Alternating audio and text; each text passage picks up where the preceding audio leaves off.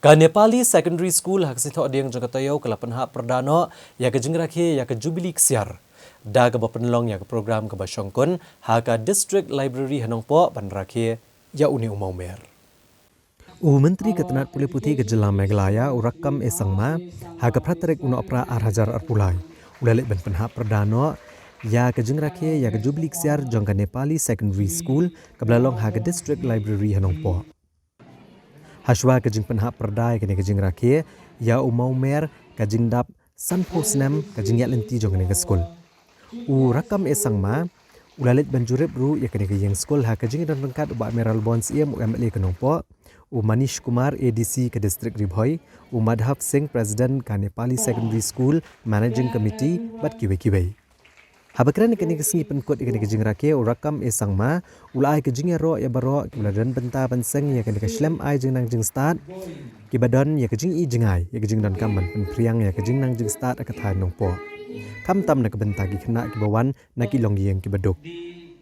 Rakkam esangma habakran ke jing elang uang ba ke jinglan nadia na duk kinong seng kinong hikai bat kitu ke badan benta ban peniyang ya ke skol kolong ba seiso menta na ke jing ya lenti ban poisha do uni mau mer.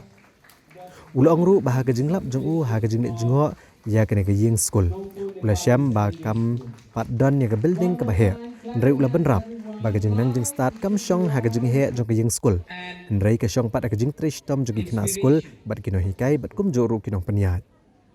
La penipu ipiang ya kene ke jing rakhe da ke jing shimbenta jong kena school bat kino hikai haki program baper bakentop ke jing shat jing rwai ke jing tem jing pot bat lapelat ru ya ke souvenir jong ke jing rakhe ya ke Jubilee ksiar rengkat ke jing penkuk buram ru ya katto kene kino hikai bat ki kena school.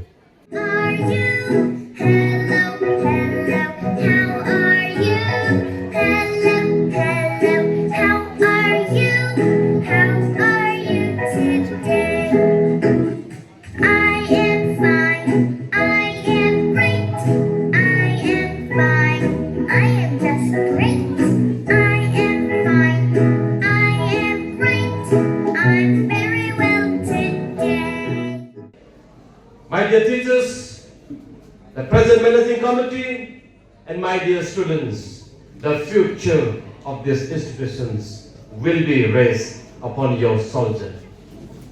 My young friends, including my students, remember, and those alumni here today, if I am not wrong, remember the future of these institutions, of your community, of our state, rests upon your soldier. Therefore, I always used to say, Newton's third law of motion, every action has equal and opposite reaction.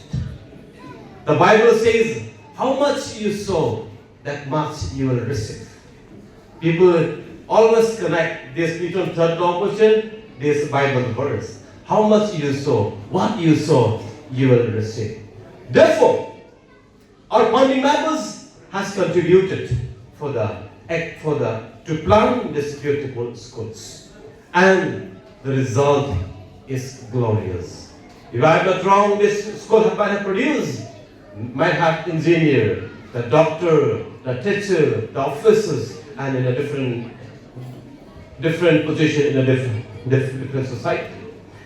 Therefore, today, my best wishes to continue to produce such human beings for the use for our society, for our state, for our people.